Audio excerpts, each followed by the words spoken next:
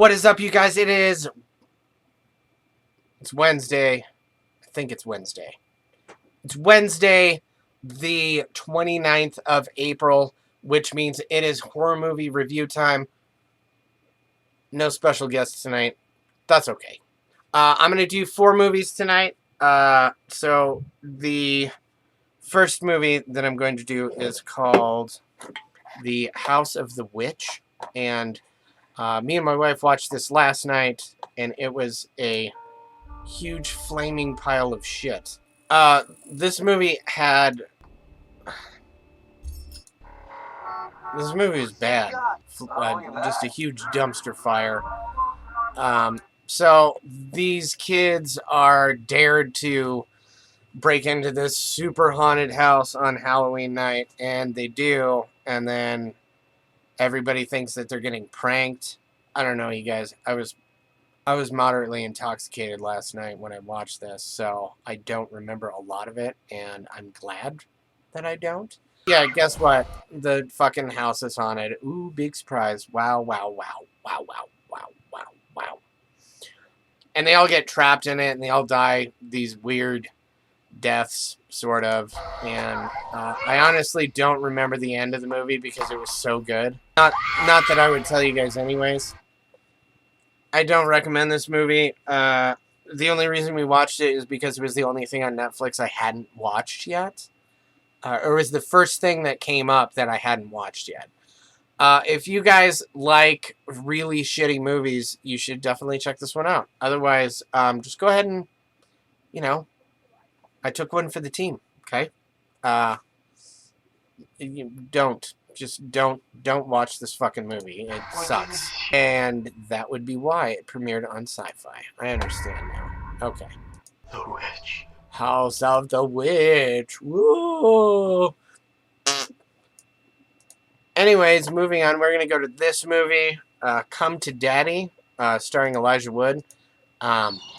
I really appreciate Elijah Wood's direction that he's taken in his acting career. This movie was hilarious. Especially Elijah Wood's haircut and mustache. Like, who the fuck does that? Elijah Wood plays this dude who got a letter from his estranged father who left 30 some odd years ago, 20 some odd years ago, however many years ago it was.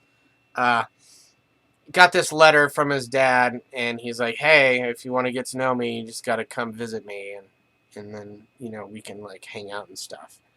I cannot tell you very much more about this movie other than Elijah Wood does that, obviously.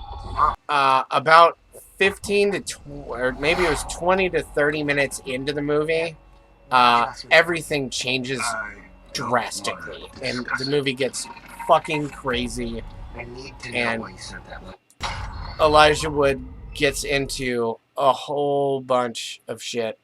I recommend this movie. Would I watch it again? Abso-fucking-lutely, I would. If you guys like twists in your storyline, this is absolutely the movie that you need to check out for sure. It just gets crazier and crazier as the movie progresses. Not in the bad way where you feel like you shouldn't be watching it anymore, but in the good way where you're like, oh my fucking god. Check this movie out, you guys. Definitely recommend it.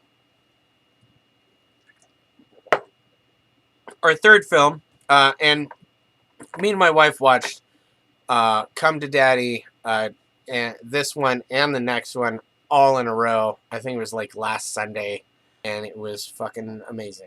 And I love my wife very much, and she is perfect. This one is called Daniel Isn't Real. So it's about this kid who has this imaginary friend, and this imaginary kid friend of his, when he was much younger, decides to tell him to put all of mom's prescription drugs into her smoothie because it'll make her into a superhero. Nope. He locks his imaginary friend away inside of a dollhouse for 20 some odd years. 19 some odd years, however long. And he goes back after his therapist is like, hey man, maybe you should revisit that shit. Big fucking mistake. This movie was also really good. And I don't know if you guys recognize that guy. You might not, but that's Arnold Schwarzenegger's kid, dude. And he did a really good job. So anyways, it's basically this imaginary friend that comes back that no one else can see except for, the guy who created him. This movie was legitimately good. We came across it on some kind of YouTube ad or some shit like that. I don't fucking know. But it sounded interesting to me, and so we checked it out, and it is on Shudder, and I recommend this movie as well. It had a lot of notes of kind of my own creation in it, with the comic and everything like that, which I guess you guys don't know about yet. Anyways, this movie was really good. I highly suggest it. Check this one out. Daniel Isn't Real was a real winner. Moving on to our fourth and final film of the evening, we're going to go with The Sonata. It looked interesting enough for me to download, and specifically I downloaded it for Corey, because she's into these kind of like culty sort of, like, is it like a weird cover-up kind of movie. Anyways, this movie was also really good. This movie is about this violin performer, and her father is this great composer that nobody has heard from in years, and all of that. Rutger Hauer leaves in his will the house to his daughter, who he hasn't talked to or seen or any of that shit for fucking years. And she ends up finding this sonata that he wrote, with all of these weird symbols in it and stuff like that. This movie wasn't really a sleeper like the trailer leads it out to be. I mean, like, obviously, if you get into symbolism and stuff like that, it usually has something to do with, like, witches or demons or one of the two. Pleasantly surprising as well. It was, me and my wife, we usually don't get more than one on a binge day like we did. This movie I also recommend quite a bit. It was very good. It was very interesting, and it had a lot of mystery kind of aspects to it. The acting was really good. The music was beautiful. I don't know. Check this one out.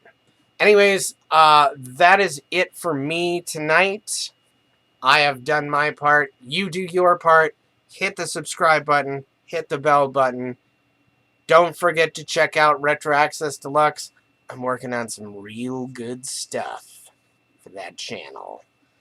Anyways, all of the trailers that I have shown tonight are going to be down in the comment section below. Be sure to check those out. Be sure to subscribe and like and hit the bell and all that shit. Don't forget to like my page on Facebook. And I will see you guys next week for another review in the future.